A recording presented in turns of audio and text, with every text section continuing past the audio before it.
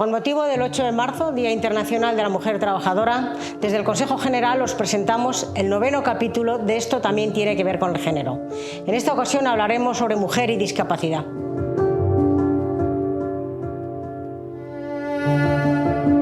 Hablar de mujer y discapacidad, diversidad funcional, nos lleva claramente a hablar de esta doble discriminación de las mujeres por ser mujeres y discapacitadas. Deciros que recientemente desde el Consejo General hemos elaborado una guía profesional desde el trabajo social con perspectiva de género, porque el trabajo social feminista con perspectiva de género claramente tiene que actuar sobre las intersecciones y las interrelaciones de las cuestiones que estructuralmente están generando desigualdad. Hay que terminar con esta ceguera dentro del ámbito de las profesiones, de incorporar la perspectiva de género y, por supuesto, reclamar una vez más y siempre la igualdad para una sociedad donde los hombres y las mujeres tengamos un espacio para la igualdad. Para hablar esta tarde de estas cuestiones, de esta relación de ser mujer y además discapacitada, cuento con Gloria, que nos acompaña desde Predit, de Miriam, que nos acompaña desde el CERMI, y desde Raquel, que nos acompaña desde la Federación de Salud Mental de Castilla y León. Así que un placer, compañeras. Sabéis que en este espacio, en el marco del 8 de marzo, pues siempre queremos poner la mirada desde esta profesión, poner en abierto algunas reflexiones sobre temas que son todavía de rabiosa actualidad, ¿no? Y en relación a este asunto, por el primer aspecto que querría incorporar hablamos de personas con discapacidad, de discapacidad funcional, de distintas capacidades. No sé cómo interiorizáis esto dentro de vuestras organizaciones y del ámbito en el que trabajáis, ¿no? Pero ¿consideráis cuál podría ser el término más apropiado según vuestro criterio con relación a esta parte? ¿Quién queráis? Pues si quieres empiezo yo. Oficialmente hay un documento del CERMI en el que se invoca que sean personas con discapacidad. Si es verdad que el Foro de Vida Independiente y Libertad aboga por el término de diversidad funcional, pero a lo mejor no abarca a todas las personas. Por lo tanto, yo creo que en plan terminológicamente tendría que ser personas con discapacidad, y sobre todo yo me quedo con el término de persona. No asignarle un segundo apellido, sino directamente lo que son personas. Bueno, yo, si me permite dar mi opinión, yo, como dice mi compañera, yo también estoy de acuerdo que sea primero persona, porque creo que no se nos puede olvidar eso tan básico, pero que hay a veces que sí, que la sociedad se olvida. Y por otra parte, yo hago que sea persona con discapacidad, porque a mí el término, y como mujer con discapacidad, el término de diversidad funcional me deja un poco como que no recoge la reivindicación que hoy en día todavía existe, porque si hablamos de diversidad funcional somos todos y todas, todos tenemos una manera diferente de funcionar. Pero sin embargo, persona con discapacidad sigue haciendo alusión de que todavía seguimos en la lucha y de que todavía, como tú has comentado, estamos en esta terrible actualidad que tengamos que estar hablando hoy en día de discriminación por discapacidad y por mujer también. Yo un poco ya estoy totalmente de acuerdo con lo que dicen ellas, solo apuntar que muchas veces, más allá de la importancia que puede tener mi opinión como evidentemente una persona sin discapacidad, ¿no? Porque es verdad que este debate, fíjate, que muchas veces lo he oído de personas sin discapacidad, decidiendo cuál es el mejor término para referirse a personas con discapacidad. Entonces yo creo que hay, más que dar mi opinión o decir cuál es la que yo creo que es correcta, también es un poco escuchar y seguir los pasos que marquen las personas con discapacidad.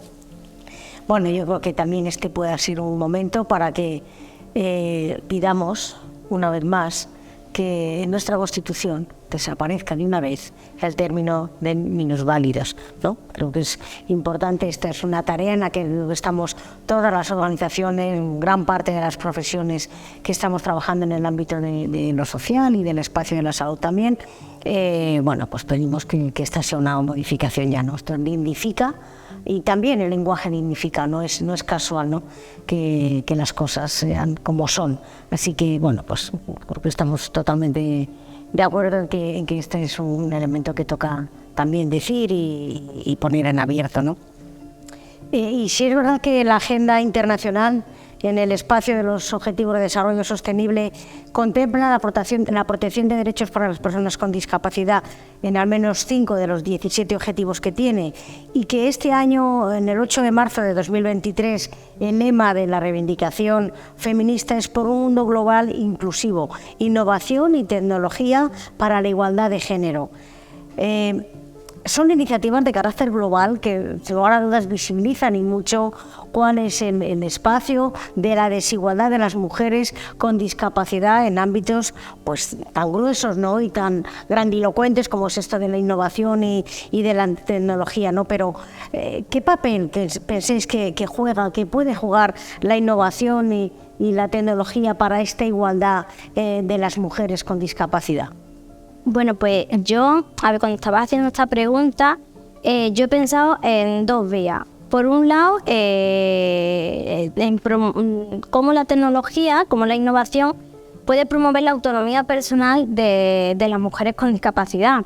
Un ejemplo, domotizar una casa, domotizar una vivienda, domotizar una residencia. O sea, es una forma de promover esa autonomía. Existen hoy en día aparatos tecnológicos que simplemente con la voz puedes encender la luz, puedes cerrar la puerta, y yo creo que eso tiene que ser un medio que esté al alcance de todos y de todas, y sobre todo también en el mundo rural. O sea, que no conocen esta tecnología, y creo que puede ser un paso muy importante para la inclusión de las personas con discapacidad. Y por otro lado también he pensado en las redes sociales. Creo que las redes sociales, que a lo mejor relacionado con la innovación, tecnología y tal, pero se me ha venido a la cabeza el poder, si lo sabes usar bien, claro, que puede tener sobre la visibilización de la mujer con discapacidad, la mujer con discapacidad y sus derechos. Yo le puedo ver como un filo bastante bueno a visibilizar y a darle a las mujeres con discapacidad el sitio que se merecen. Sí, y un poco también en la línea de lo que comentaba, ¿no? Que al final domotizar una casa da más autonomía a una mujer con discapacidad, a una persona con discapacidad, en este caso a una mujer con discapacidad, y esa autonomía que le puede abrir pues ciertas puertas de salir de situaciones de violencia de género o de muchas situaciones. Al final la autonomía, ¿no? El mayor grado de autonomía que pueda conseguir una persona es lo que más puertas le puede abrir para dejar situaciones problemáticas o de violencia y tal, y cambiar de vida, dijésemos, ¿no? O iniciar otras cosas, y al final eso puede ser para la más autónoma, para conseguir autonomía puede ser la tecnología, la innovación. Yo quiero recalcar un poquito lo del medio rural, porque bueno, yo la semana pasada, que he estado justamente en el medio rural, una de las mujeres con las que yo estuve no tienen wifi, no tienen fibra, no tienen, o sea, en el medio rural, bueno, iba por cable, por tierra. O sea, hay muchísima brecha digital, yo creo, entre hombres y mujeres, y las desigualdades que pueden existir y la jerarquización de esas desigualdades. Entonces yo creo que es un aspecto súper importante que deberían de intervenir los responsables políticos, quien sea, en el asunto del medio rural. Sí, fíjate, Raquel, trabajas en una federación que tenéis un proyecto que me ha parecido muy interesante, Proyecto Julia. Juntas, unidas, libres, independientes, activas. Qué interesante poner esta atención, porque ¿cuáles serían para ti las grandes diferencias de cómo abordar el fenómeno de la desigualdad por ser mujer discapacitada y además vivir en el medio rural? ¿Cuáles serían para ti esos elementos más estructurales? Yo lo pongo muchísimo en lo que son las barreras mentales, porque puede haber barreras físicas, sociales, culturales, económicas, laborales, bueno, de todo tipo, ¿no? Pero las barreras mentales, esos hábitos, esas creencias personales, esos pensamientos que a lo mejor les tenemos muy interiorizados y que son perjudiciales y que tampoco posibilitan que participen. Y te estoy hablando de las propias mujeres del medio rural y de su entorno y de su familia, que quieras o no, muchas veces esas barreras mentales determinan la sobreprotección de las familias. Hay casos muy concretos que me cuentan las mujeres, por ejemplo, en el medio de transporte público.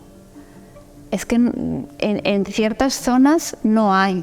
Me comentaban unas mujeres de que en cierto pueblo, en cierto municipio de Palencia, solamente hay un taxi y no todas se lo pueden permitir.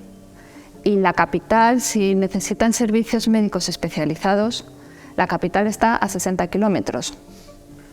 Paga tú 60 kilómetros de un taxi. Bueno, pues no todas se lo pueden permitir. A primera hora hay un tren, pero luego para retornar, si pierdes el de las 3 de la tarde, tienes que coger el de las 7 de la tarde. Ya es un hándicap bastante Fíjate que es verdad importante. que esta es una realidad. Por desgracia, casi el 80% de la población de nuestro país se encuentra situado en poblaciones grandes, ¿no? Y tenemos la llamada España vaciada, España despoblada, pero más allá de esa dificultad, es una dificultad que al final le afecta yo digo, en muchas ocasiones que estamos hablando de ciudadanos de primera y ciudadanos de segunda, eso sí, pagando los mismos impuestos. Y esta es una cuestión que hay que denunciar también, pero más allá de eso, ¿cómo afecta en vivir en núcleos tan pequeños, en sociedades tan reducidas, con un control social mayor, esta diferencia, ¿no? Esta situación de ser mujer y discapacitada? Afecta enormemente porque ya la sobreprotección de las familias y sobre todo la feminización del cuidado, porque muchas de ellas, aunque sean mujeres con discapacidad o problemas de salud mental, me da lo mismo, muchas de ellas son cuidadoras de personas mayores. Y quieras o no, eso también las limita en su ámbito tanto de autocuidado, de su ámbito personal, de querer trabajar a lo mejor, les limita en muchos aspectos y en muchos ámbitos. Entonces, esas desigualdades son existentes y en el medio rural son más evidentes. Esta parte de la feminización del cuidado, supongo que no solo es una cuestión de los entornos más pequeños, ¿no? ¿Qué pasa por las ciudades más grandes, por estas urbes que pareciera que está todo resuelto? Pues pasa en ese sentido lo mismo. Es verdad que me ha chocado mucho porque cuando tú has dicho domotizar una vivienda, yo pensaba, pues poner una Alexa. Y justo Raquel dice, es que no tienen wifi. O sea, es que es otra cosa que hay que cambiar el chip totalmente, ¿eh? Sí. Pero luego, pues la feminización del cuidado, de los cuidados, pues pasa, yo creo que en todos sitios. Y, por ejemplo, nosotros en Predif tenemos un proyecto, porque las personas, las mujeres que sean cuidadoras, eso está ahí y es una realidad, y lo hacen informalmente, formalmente, y si lo hacen formalmente, quiero decir, cobrando, muchas veces es en economía sumergida, sin contratos, sin nada que les avale que se han pasado 30 años cuidando de alguien o con ciertas responsabilidades.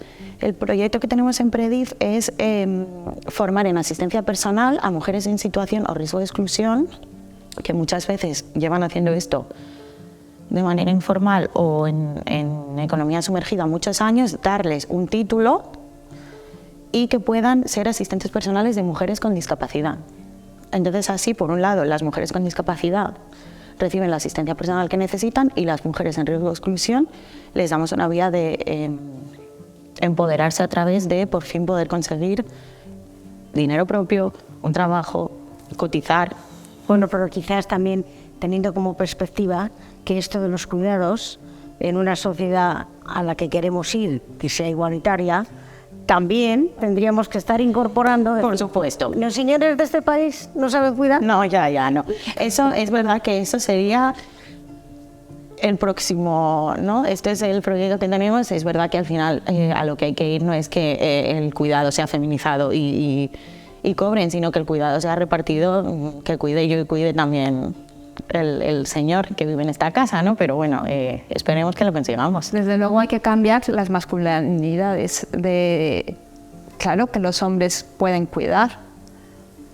A lo mejor ahora no saben o, bueno, pues se les enseña, pero claro que pueden hacerlo. Entonces yo creo que hay que hacer ahí un cambio radical de mentalidad, de perspectiva, de trabajar por la perspectiva de género y de derechos humanos. ¿Por qué tiene que ser siempre la mujer la que tiene que ejercer esos cuidados? Yo creo que es una forma, ¿no?, de aprovechar esa alta tendencia feminizada y convertirlo, ¿no?, en una oportunidad laboral remunerada. Pero está claro que ahí estoy de acuerdo que yo creo que hay muchas barreras mentales. El patriarcado creo que está lamentablemente también en la mente de muchas mujeres. Queda todavía mucha sensibilización por hacer. Yo, por ejemplo, cuento un caso personal. Yo vivía en una residencia y había un cuidador que era un chico, y muchas de las compañeras me decían: ay, pero a ti no te importa que... Esa visión de no me importa, o sea, es una persona que me está prestando apoyo. Vamos a quitar esa visión, ¿no?, de que el hombre no puede apoyar a las personas con discapacidad, o que las personas con discapacidad, por el hecho, ¿no?, de que sea de un género u otro, tengamos más... O sea, yo al final lo que busco es mi propia autonomía. Entonces yo creo que hay que ojalá, yo qué sé, mañana nos despertásemos y todos hemos hecho un barrio mental, pero que hay que ir escalones muy abajo y romper muchísimas barreras mentales y sociológicas que hoy en día todavía siguen atormentándonos, ¿no?, esas ideas. Pues otro tema también interesante que tenemos que traer a este escenario, una vez más, sin querer, ¿verdad?, pero es el tema de la violencia. La macroencuesta de violencia contra la mujer de 2019 habla de esta prevalencia de la violencia de género, ¿verdad?, y nos dice que un 20,7% ha sufrido violencia física y sexual por sus parejas, mayoritariamente por el entorno más próximo, ¿no?, que las mujeres con discapacidad tienen un alto riesgo de experimentar violencia, también basada en aspectos no solo del patriarcado que decías, Miriam, que por supuesto, pero estereotipos sociales, aspectos de carácter subjetivo, y que, ¿cómo veis esto, no? También, ¿cómo abordar esta cuestión? ¿Qué acceso tienen estas mujeres a los recursos de carácter social o sanitario o jurídico en vuestro cotidiano? ¿Cómo veis este tema de la violencia hacia las mujeres con discapacidad? Yo lo veo aterrador. O sea, a mí cuando se habla de este tema se me ponen los vellos de punta, porque está claro que las mujeres en general y las mujeres con discapacidad en particular estamos expuestas a más situaciones de violencia de todos los tipos. Y también hay y se recoge en esta macroencuesta también, hay un factor que es ahí determinante, que muchas veces es el propio perpetrador de la violencia quien tiene el cuidado o el apoyo sobre la persona. Entonces, la mujer con discapacidad queda envuelta en una situación de doble dependencia, pero a nivel un maltrato psicológico. O sea, a mí se me pone el vello de punta hablar de este tema, porque creo que pasa mucho más de lo que las mujeres llegan a denunciar, porque claro, le dan miedo quedarse sin esos apoyos, si llegan a denunciar, o muchas de ellas no tienen posibilidad de acceder a los servicios judiciales para llegar a denunciar. No, es que cómo voy a poder irme a la comisaría a denunciar si quien me tiene que bajar la escalera a que vaya a la comisaría es mi maltratador. Es un tema para mí bastante peliagudo. ¿Esto lo veis en vuestras organizaciones? Sí, en 2017 nosotros hicimos un estudio sobre mujer y salud mental, y uno de los hechos era la violencia de género, y el 42% de las mujeres a quien se les entrevistó no contemplaban esa violencia. O sea, tener que estar pidiendo dinero a mi marido, a su hijo o al hombre de la casa, ¿vale? En ese sentido, ellas no lo conciben como un tipo de violencia, por ejemplo. Entonces, los resultados de este estudio, el 42%, o sea, de esas mujeres que fueron entrevistadas, que fueron más de 300 entrevistas, no lo asumían. Y de verdad que es un hecho bastante serio y preocupante. Bueno, sin lugar a dudas, posiblemente estemos hablando de un compromiso como sociedad, donde desde la persona singular hasta el espacio y el entorno en el que convive, bien sea la propia familia, centros en los que tenga que estar, como la sociedad en general, pues sin lugar a dudas venga a acompañar estos procesos. Pero ya un poco para finalizar era esto, ¿no? ¿Alguna recomendación desde cada una de vosotras para visibilizar esta situación de la discriminación hacia las mujeres con discapacidad en este momento, en el marco de lo que es la reivindicación del 8 de marzo, desde vuestros centros, desde vuestras profesiones, así a pinceladas, alguna recomendación, algún elemento que dijerais, yo creo que esto pasa inexcusablemente por... Yo creo que también políticas públicas que permitan el desarrollo pleno, la autonomía personal, ese empoderamiento, o sea, todo lo que hemos estado hablando. También de cara a lo que es la mujer en el medio rural, pues bueno, el proyecto Julia, yo lo recomiendo con otro nombre, ¿vale? Que son talleres en el que son empoderadas tanto individualmente como colectivamente, ¿vale? Lo que ponen el foco en lo que es, nosotros siempre decimos que es tejer redes de apoyo que sirva para promover la sororidad entre ellas, ¿vale?